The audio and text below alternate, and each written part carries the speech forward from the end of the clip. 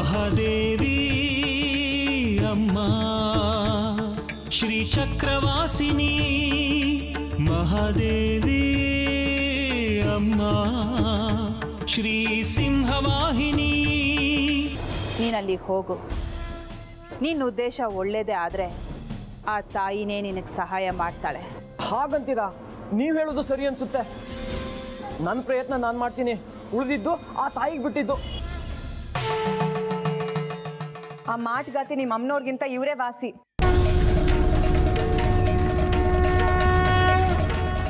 ಕೆಟ್ಟವ್ರನ್ನೂ ಒಳ್ಳೆ ದಾರಿಗೆ ತರ್ತೀನಿ, ಆದರೆ ಅವಳನ್ನ ಮಾತ್ರ ನನ್ನ ಮೇಲೆ ಕೂತ್ ಸವಾರಿ ಮಾಡಕ್ ಬಿಡಲ್ಲ.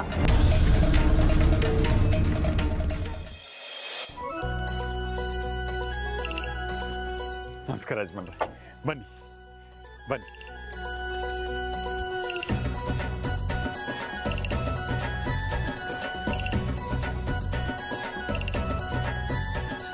ಬನ್ನಿ ಯಜಮಾನ್ರೆ ಬನ್ನಿ. ಬರೀ ಮಾತುಕತೆ ಅಲ್ವಾ ಅಂತ ವಿಶೇಷವಾದ ವ್ಯವಸ್ಥೆ ಏನೂ ಮಾಡಿಕೊಂಡಿಲ್ಲ. ಆಡಂಬರ ಬೇಡ ಅಂತ ನಾನೇ ಹೇಳ್ತೇನೆ. ವಿಜೃಂಭಣೆಯಿಂದ ಮಾಡೋದಕ್ಕೆ ಇನ್ನು ಮುಂದೆ ಬೇಕಾದಷ್ಟು ಕಾರ್ಯಗಳಿದೆ.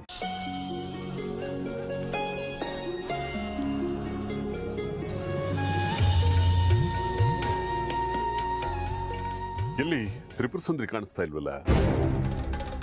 ಏನಾದ್ರೂ ಮಾಡ್ಕೊಂಡು ಹಾಳಾಗೋಗ್ಲಿ, ಆ ಸುಂದ್ರಿನ ನನ್ನ ಮಾತು ಕೇಳಲ್ಲ, ಅವ್ರ ಮನೆಯವ್ರಿಗೂ ಬುದ್ಧಿಲ್ಲ. ಈ ಅಮ್ಮನ ಮಾತು ಕೇಳ್ಕೊಂಡು ಹೋಗಿದ್ದಕ್ಕೆ ನನ್ನ ಚಪ್ಪಲಿ ಅಂಗಡಿ ಅದೇನು ಕೋತ.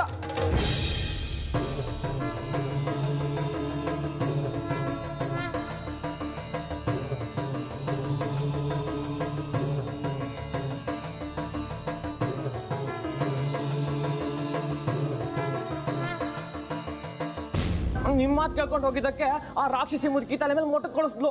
ಅಲ್ಲೇ ಇದ್ದಿದ್ರೆ ಚಟ್ನಿ ಆಗ್ಬಿಡ್ತಿದ್ದೆ. ಅಷ್ಟಕ್ಕೆ ಹೆದರ್ಕೊಂಡು ಬಂದ್ಬಿಟ್ಯಾ? ಹೆದರಿಕೆ ಹಾಳಾಗ್ಲಿ, ಅವ್ರ ಮನೇಲಿ ಯಾರಾದ್ರೂ ನನ್ನ ಮಾತು ಕೇಳಿದ್ರೆ ಹೋರಾಡ್ಬೋದಿತ್ತು. ಸುಂದ್ರಿನೇ ನನ್ನ ಮಾತು ಕೇಳಲ್ಲ ಅಂತಾಳೆ, ಎಲ್ಲ ರೀತಿಯಿಂದ ತಿಳಿಸ್ ಹೇಳ್ದೆ, ಜಗ್ಗಲ್ಲ ಅಂತಾಳೆ. ಅದು ಏನ್ ಕಂಡ್ಲು ಸಚ್ಚಿ ಅಣ್ಣನ ಹತ್ರ, ಇವಳೇ ಮದುವೆ ಆಗ್ಬೇಕು ಅಂತ ಕುಣಿತಿದ್ದಾಳೆ. ದೀಪದ ಹುಳುಗ್ ಗೊತ್ತಿಲ್ಲ ತಾನು ದೀಪದ ಹತ್ರ ಹೋದ್ರೆ ಸುಟ್ಟು ಹೋಗ್ತೀನಿ ಅಂತ. ಆದ್ರೂ ಅದು ಹಾರ್ಕೊಂಡು ಆ ದೀಪದ ಹತ್ರನೇ ಗಿರಿಗಿಟ್ಲೆ ಹೊಡೆಯತ್ತೆ.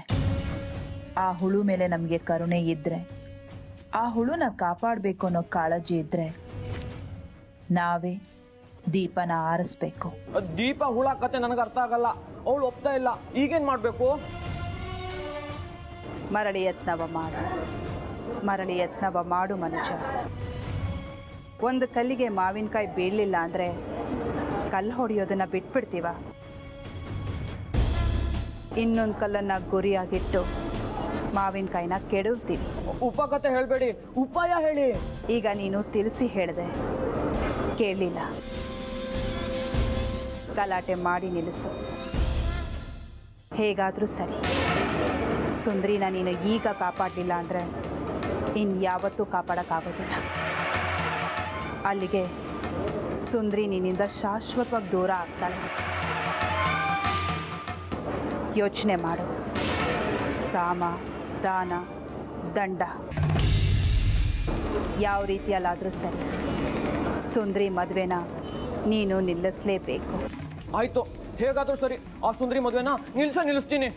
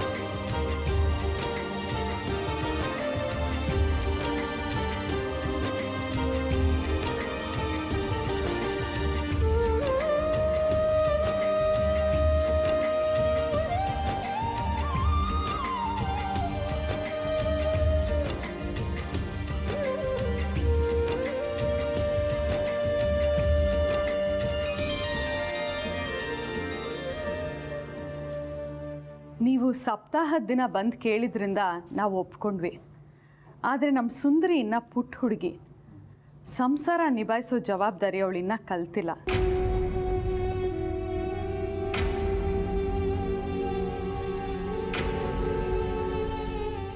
ನಿಮಗೆ ಅವಳ ಸ್ವಭಾವ ಗೊತ್ತು, ಸ್ವಲ್ಪ ದುಡುಕು, ಮುಂಗೋಪ. ಇದೆಲ್ಲದಕ್ಕಿಂತ ಹೆಚ್ಚಾಗಿ ನೀವು ಧರ್ಮನಿಷ್ಠರು. ಅವಳಿಗೆ ಅಮ್ಮನವ್ರು ಕಂಡ್ರೆ ಆಗೋದಿಲ್ಲ. ಇದೆಲ್ಲ ಗೊತ್ತಿದ್ದು ಅವಳನ್ನು ಯಾಕೆ ನಿಮ್ಮ ಮನೆ ಸೊಸೆ ಮಾಡ್ಕೋಬೇಕು ಅಂತ ಬಯಸ್ತಾ ಇದ್ದೀರಾ ನನಗೆ ಗೊತ್ತಿಲ್ಲ.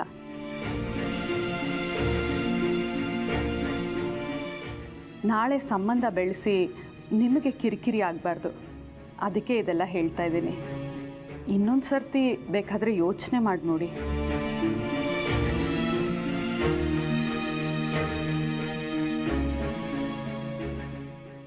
ಇನ್ನೇನಾದರೂ ಹೇಳೋದಿದೆಯಾ? ನಿಮ್ಮ ಮುಂದೆ ಒಂದು ಸತ್ಯ ಹೇಳ್ತೀನಿ. ನಮ್ಮದು ಕುಚೇಲ ವಂಶ. ಮನೆ ಮಂದಿ ಊಟ ಅಂದರೆ ಪಾತ್ರೆ ತಳ ಕೆರೆಯೋ ಪರಿಸ್ಥಿತಿ. ಇನ್ನು ಮಗಳ ಮದುವೆ ಅಂದರೆ ಊರಲ್ಲಿ ವಂತಿಗೆ ಎತ್ತಬೇಕು. ವರದಕ್ಷಿಣೆ, ವರೋಪಚಾರ ಯಾವುದಕ್ಕೂ ಒಂದು ದಮಡಿ ಇಲ್ಲ. ಕೈ ಚೆಲ್ಲಿ ಕೂತಿದ್ದೀನಿ. ಇಂಥ ಪರಿಸ್ಥಿತಿಲಿ ಮಗಳ ಮದುವೆ ಅಂದರೆ ದಿಕ್ಕು ತೋಚ್ತಿಲ್ಲ. ನಿಮ್ಮ ಪರಿಸ್ಥಿತಿ ನನಗೆ ಅರ್ಥ ಆಗುತ್ತೆ. ನೀವು ಕುಚೇಲ್ರು ಅಂತ ಹೇಳಿ ನಾನು ನಿಮ್ಮನ್ನು ತಾತ್ಸಾರ ಮಾಡ್ತಾ ಇಲ್ವಲ್ಲ.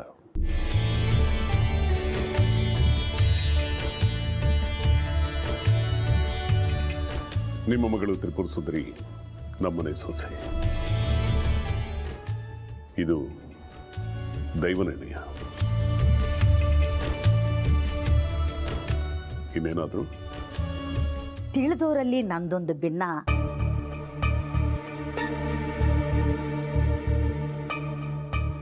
ನಮ್ಮ ಸುಂದ್ರಿ ನಿಮ್ಮನೆ ಸೊಸೆ ಆಗ್ತಿರೋದು ನಮಗೆ ಒಪ್ಪಿಗೆನೆ.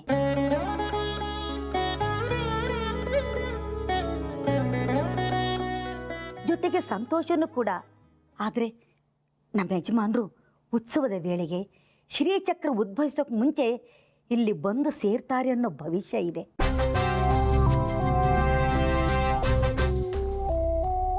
ಆದ್ರಿಂದ ನಮ್ಮ ಸುಂದರಿ ಮದುವೆನ ಉತ್ಸವ ಕಳ್ಕೊಂಡೇ ಮಾಡೋಣ ಅಂತ.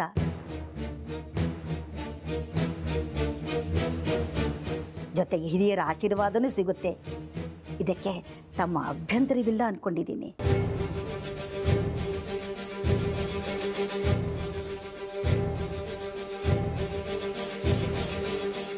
ಉತ್ಸವದ ನಂತರ ನೀವು ಒಪ್ಪಿಗೆ ಕೊಟ್ರಿ ಅಂತ ಹೇಳಿ ಎಲ್ಲ ಸಿದ್ಧತೆಗಳನ್ನು ಮಾಡ್ಕೊಂಡಿದ್ರಿ.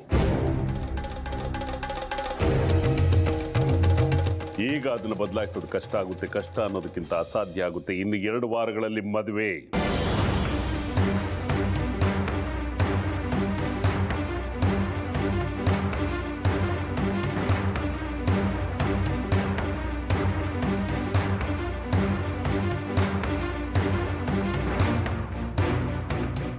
ಇನ್ನು 15 ದಿನವಾ? ಅಲ್ಲ, ಇದು ಮದುವೆ. ವರ್ಷಾನುಗಟ್ಲೆಯಿಂದ ತಯಾರಿ ಮಾಡಿಕೊಂಡ್ರು ಏನಾದರೂ ತಪ್ಪಾಗಿರುತ್ತೆ. ಅಂಥದ್ರಲ್ಲಿ ಇಷ್ಟು ಬೇಗ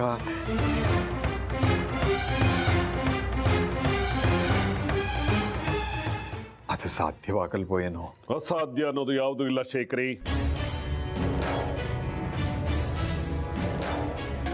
ವರ್ಷದ ಹಿಂದೆ ನಿರ್ಧಾರ ಆಗಿರೋ ಮದುವೆ 1 ನಿಮಿಷದಲ್ಲಿ ನಿಂತೋಗಬಹುದು. 1 ನಿಮಿಷದಲ್ಲಿ ನಿರ್ಧಾರ ಆಗುವಂಥ ಮದುವೆ 1 ಕ್ಷಣದಲ್ಲಿ ನಡೆದು ಹೋಗ್ಬಿಡ್ಬೋದು. ನಿಮಗೆ ಆ ಚಿಂತೆ ಬೇಡ. ಬಂದ ದಾರಿ ಏರ್ಕೊಡಿ, ಅಷ್ಟೇ ನಿಮಗೆ ಕೆಲಸ. ಕ್ಷಮಿಸಿ ಶಾಸ್ತ್ರಿಗಳೇ, ನಿಮ್ಮ ನಿರ್ಣಯನ ಅಂತಿಮವಾಗೋಕ್ಕೆ ಸಾಧ್ಯವಿಲ್ಲ. ನೀವು ನಮ್ಮ ಹಣಕಾಸಿನ ತೊಂದರೆಯನ್ನು ಪರಿಹರಿಸಬಹುದು. ಆದರೆ ನಮಗೆ ನಮ್ಮದೇ ಆದ ಕೆಲವು ಬಾಧ್ಯತೆಗಳಿವೆ. ಮನೆ ಯಜಮಾನರು ಬರೋರಿದ್ದಾರೆ. ಅವರ ಆಶೀರ್ವಾದ ಇಲ್ಲದೆ ಮದುವೆ ಆಗೋಕ್ಕೆ ಸಾಧ್ಯನೇ ಇಲ್ಲ. ಯಾರು ಏನೇ ಹೇಳಿದ್ರು ಅಷ್ಟೇ.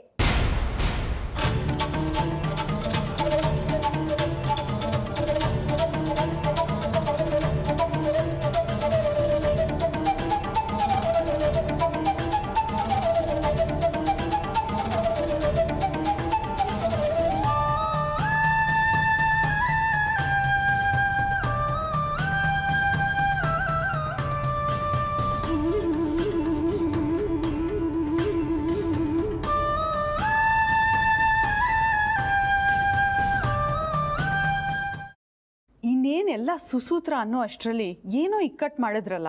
ಅಜ್ಜಿಗೆ ಅರಿವೆ ಚಿಂತೆ ಆದ್ರೆ ಮೊಮ್ಮಗಳು ಇನ್ನೇನೋ ಚಿಂತೆ ಅಂತೆ. ಅವ್ರ ಚಿಂತೆ ಅವ್ರಿಗೆ, ನಮ್ಮ ಚಿಂತೆ ನಮಗೆ. ಅವ್ರು ಊರಿಗೆ ದೊಡ್ಡೋರು ಇರಬಹುದು, ಆದ್ರೆ ನಾನು ಈ ಮನೆಗೆ ದೊಡ್ಡವಳು. ನಾನು ಹೇಳ್ದಂಗೆ ನಡಿಬೇಕು. ನಮಗೇನು ಒಪ್ಪಿಗೆ, ಆದರೆ ಮನೆ ಹಿರಿಯರವರು ಅವ್ರ ಮಾತುಗೂ ಬೆಲೆ ಕೊಡಬೇಕಲ್ವಾ? ಒಳ್ಳೇದು ಕೆಟ್ಟದ್ದು ಕಂಡವರು.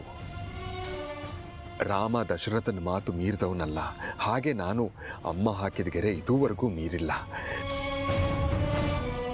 ಅವ್ರ ಮಾತು ಕಡ್ಡಿ ಮುರಿದ ಹಾಗೆ. ಏನೋ ಯಜಮಾನ್ರೆ, ಒಂದು ಇತ್ಯರ್ಥ ಮಾಡೋಣಂತೆ, ಬನ್ನಿ ಒಳಗೆ.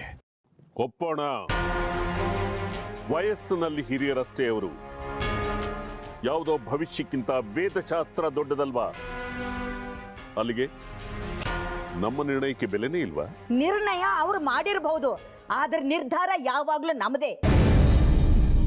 ಶಾಸ್ತ್ರ ಪುರಾಣ ಇಲ್ಲ ಓದೋದಿಕ್ಕೆ, ಅನುಭವ ಆಶೀರ್ವಾದ ಯಾವಾಗ್ಲೂ ಬದುಕೋಕೆ. ಈ ಮನೆ ಹಿರಿಕರಿಲ್ದಲೇ ಮದುವೆನಾ? ಮನೆ ಹಿರಿಕರು ಬಂದು ಆಶೀರ್ವಾದ ಮಾಡಿ ಹರಸಿದ್ರೇನೆ ಮಧು ಮಕ್ಕಳಿಗೆ ಒಳ್ಳೇದಾಗೋದು, ಅವ್ರು ಬಾಳು ಸುಗಮವಾಗೋದು, ನೆಮ್ಮದಿ ಆಗೋದು.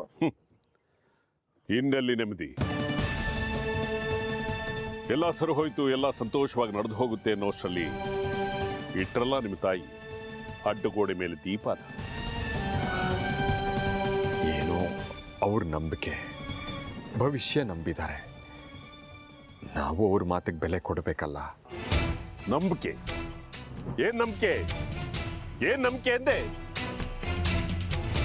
ಒಂದಲ್ಲ ಎರಡಲ್ಲ, 22 ವರ್ಷಗಳು ಕಳೆದು ಹೋಯ್ತು. ಇದಾರೋ ಇಲ್ವೋ ಅನ್ನೋ ಮಾಹಿತಿ ಇಲ್ಲ.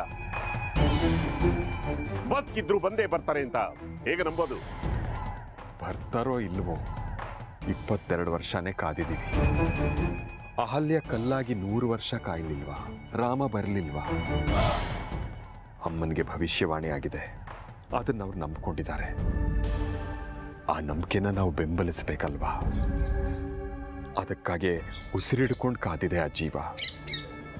ಅದನ್ನು ಕಾಯೋದು ಮಗಳ ಮದುವೆಗಿಂತ ಮುಖ್ಯ ಅಲ್ವಾ ಯಜಮಾನ್ರೆ? ಇನ್ನು2 ತಿಂಗಳಿಗೆ ಉತ್ಸವ, ಶ್ರೀಚಕ್ರ ಉದ್ಭವ ಆಗೋ ಪುಣ್ಯ ದಿನ. ಅಷ್ಟವರೆಗೂ ಕಾದು ಬಿಡೋಣ. ಕಾಯ್ಲೇಬೇಕು. ಅವ್ರ ಚಿಂತೆ ಅವ್ರಿಗಿದ್ರೆ ನಮ್ಮ ಚಿಂತೆ ನಮಗೂ ಇರುತ್ತೆ. ನಾವು ಹೆಣ್ಣಿನ ಕಡೆಯವರೇ ಇರಬಹುದು, ಆದ್ರೆ ಸಂಬಂಧ ಬೇಡ್ಕೊಂಡು ಬಂದಿರೋರು ಅವರು. ಕಾಯ್ಲೇ ಬಿಡು. ನೋಡುದೇನೋ ವಿದ್ಯಾ, ಹೆದ್ರು ಬಿಟ್ಲು ನಿಮ್ಮ ಮಹಾತಾಯಿ. ನನಗೆ ಮದುವೆ ನಿಶ್ಚಯ ಆದರೆ ನಾನು ಈ ಮನೆಯಿಂದ ಹೊರಗೆ ಹೋಗೋದ್ರೊಳಗಡೆ ಅವಳನ್ನ ಹೊರಗೆ ಹಾಕ್ತೀನಿ ಅಂತ ಸವಾಲು ಹಾಕಿದ್ದೆ. ನನ್ನ ಮದುವೆ ನಿಶ್ಚಯ ಆಗಿ ಅವಳನ್ನ ಆಚೆ ಎಸಿದ್ರೆ ತನ್ನ ಬೆಚ್ಚಗಿರೋ ಪೀಠ ಕೈ ತಪ್ಪು ಹೋಗುತ್ತೆ, ದಿನ ನಡೆಯೋ ಮಂಗಳಾರತಿ, ನೈವೇದ್ಯ, ಅಭಿಷೇಕಗಳು ತಪ್ಪು ಹೋಗುತ್ತೆ. ಅದಕ್ಕೆ ಹೆದರಿ ನನ್ನ ಮದುವೆ ನಿಲ್ಸಕ್ಕೆ ಬಂದಿದ್ದಾಳೆ ಮೋಸಗಾತಿ.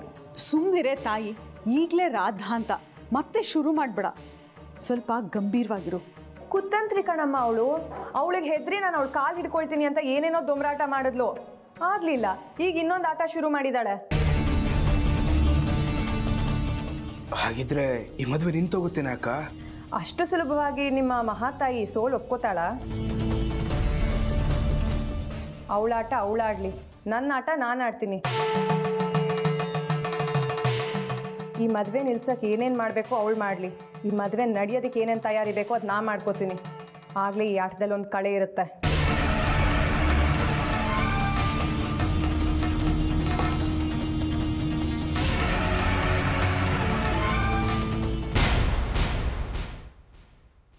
ಶೇಖರಿ, ನಾನು ಏನಾದರೂ ಹೇಳ್ತೀನಿ, ಏನಾದರೂ ಮಾಡ್ತೀನಿ ಅಂದರೆ ಅದಕ್ಕೊಂದು ಅರ್ಥ ಇರುತ್ತೆ. ಅದನ್ನ ನೀನಾದರೂ ಅರ್ಥ ಮಾಡ್ಕೊಳ್ತೀಯ ಅನ್ಕೊಂಡೆ. ಯಜಮಾನ್ರೆ, ನನಗೆ ಆ ಸೂಕ್ಷ್ಮಗಳೆಲ್ಲ ಅರ್ಥ ಆಗೋ ಹಾಗಿದ್ದಿದ್ರೆ ನಾನು ಯಾಕೆ ಅಡುಗೆ ಮಾಡ್ಕೊಂಡಿರ್ತಿದ್ದೆ? ನನಗೆ ಅರ್ಥ ಆಗೋದು ಒಂದೇ, ನನಗೆ ಅಮ್ಮ ಮುಖ್ಯ, ಅವ್ರ ಒಪ್ಪಿಗೆ ಮುಖ್ಯ. ನೋಡು, ಉತ್ಸವಕ್ಕೆ ಮುಂಚೆ ಮದುವೆ ಮಾಡದೇ ಇದ್ರೆ ಬಹಳ ಕಷ್ಟ ಆಗುತ್ತೆ. ಬಿಡಿಸಿ ಹೇಳಿದ್ರೆ ನನಗೆ ಅರ್ಥ ಆಗ್ಬೋದೇನೋ.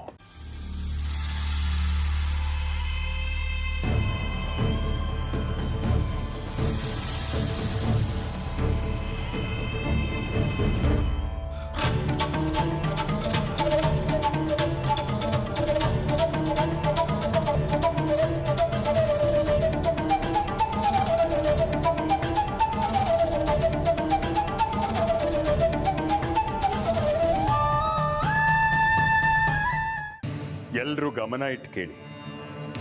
ಈ ಮನೆ ನಡೆಸೋ ಜವಾಬ್ದಾರಿ ತಗೊಂಡಿರೋ ಯಜಮಾನನಾಗಿ ನಾನೊಂದು ನಿರ್ಧಾರ ಮಾಡಿದ್ದೇನೆ. ವಿರೂಪಾಕ್ಷ ಶಾಸ್ತ್ರಿಗಳು ಗೊತ್ತು ಮಾಡಿರೋ ಮುಹೂರ್ತದಲ್ಲಿ ನನ್ನ ಮಗಳು ತ್ರಿಪುರ ಸುಂದರಿ ಮತ್ತು ಅವರ ಮಗ ಸಚ್ಚಿದಾನಂದನ ಮದುವೆ ನಡೆಯುತ್ತೆ. ತಲೆ ಕೆಟ್ಟಿದ್ಯೇನೋ ನಿನ್ಗೆ?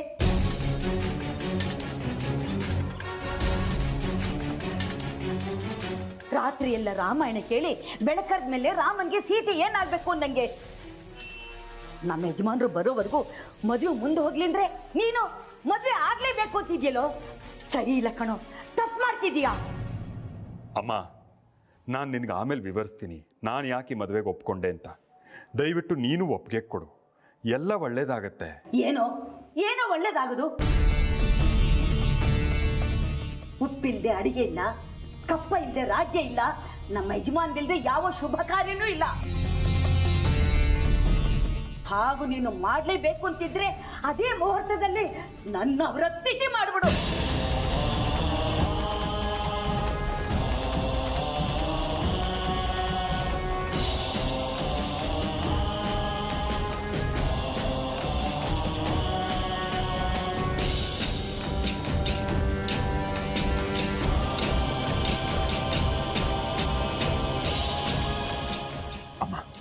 ನೀನು ನನ್ನ ಮಾತು ಕೇಳು, ನೀನೇ ಮದುವೆಗೆ ಒಪ್ಪಿಗೆ ಕೊಡ್ತೀಯಾ? ಇಲ್ಲ, ಯಾರು ಏನು ಹೇಳಿದ್ರು ನಮ್ಮ ಯಜಮಾನ್ರು ಬರೋವರೆಗೂ ನಾನು ಮಾತ್ರ ಈ ಮದುವೆಗೆ ಒಪ್ಪಿಗೆ ಕೊಡಲ್ಲ. ನೀವೆಲ್ಲ ಬೆಳೆದು ದೊಡ್ಡವರಾಗಿದ್ದೀರಿ, ದೊಡ್ಡವ್ರ ಸಂಬಂಧ. ಈ ಮಧ್ಯೆ ನನ್ನ ಮಾತು ಯಾಕೆ ಕೇಳಬೇಕು? ಆ ವಿರೂಪಾಕ್ಷ ಶಾಸ್ತ್ರಿಗಳಿಗಾದ್ರೂ ಧರ್ಮ ಸೂಕ್ಷ್ಮ ಅರ್ಥ ಆಗುತ್ತೆ ಅಂದ್ಕೊಂಡಿದ್ದೆ. ಇಲ್ಲ, ಅವ್ರಿಗೂ ನನ್ನ ಧರ್ಮ ಸಂಕಟ ಅರ್ಥ ಆಗಲಿಲ್ಲ. ಆ ವಿರೂಪಾಕ್ಷ ಶಾಸ್ತ್ರಿಗಳು ಹೇಳಿದ ಧರ್ಮ ಸೂಕ್ಷ್ಮ ಕೇಳಿದ ಮೇಲೆ ಮದುವೆಗೆ ಒಪ್ಪಿಗೆ ಕೊಟ್ಟಿದ್ದು ನಾನು. ಅವರೇನಂದ್ರು?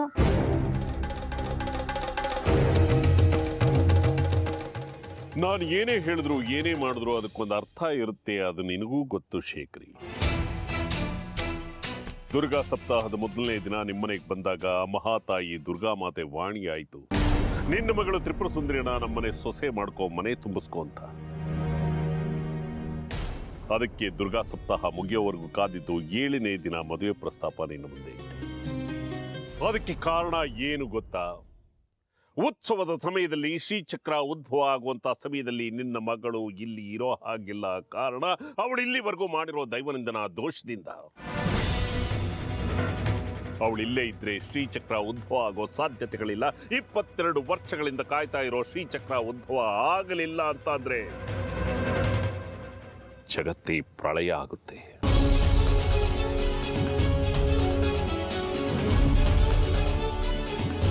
ಅವಳಿಲ್ಲೇ ಇದ್ರೆ ನಿಮ್ಮ ವಂಶದಲ್ಲಿರುವ ಹಿರಿ ತಲೆ ಅವಳ ದೈವನಿಂದನ ದೋಷದಿಂದ ಬಲಿಯಾಗ್ಬಿಡುತ್ತೆ.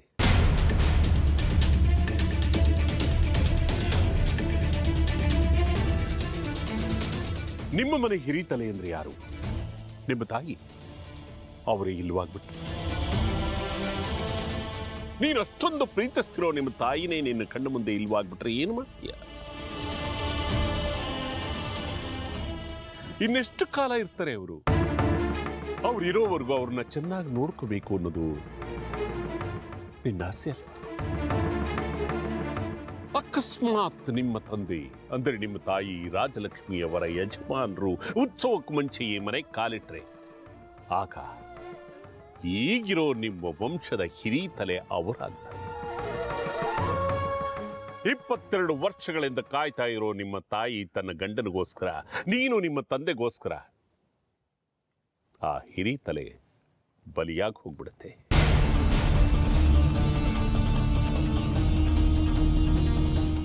ಅದು ನಿನ್ನ ಮಗಳ ದೈವನಿಂದನ ದೋಷದಿಂದ.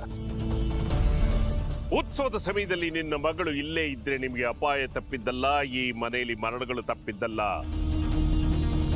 ಉತ್ಸವದ ಸಮಯದಲ್ಲಿ ಸೂತಕವಾಗಿ ಉತ್ಸವನೇ ನಿಂತು ಹೋಗ್ಬೋದು, ಶ್ರೀಚಕ್ರ ಕಾಣಿಸದೆ ಭೂಮಿನಲ್ಲೇ ಹುದುಗ್ ಹೋಗ್ಬೋದು.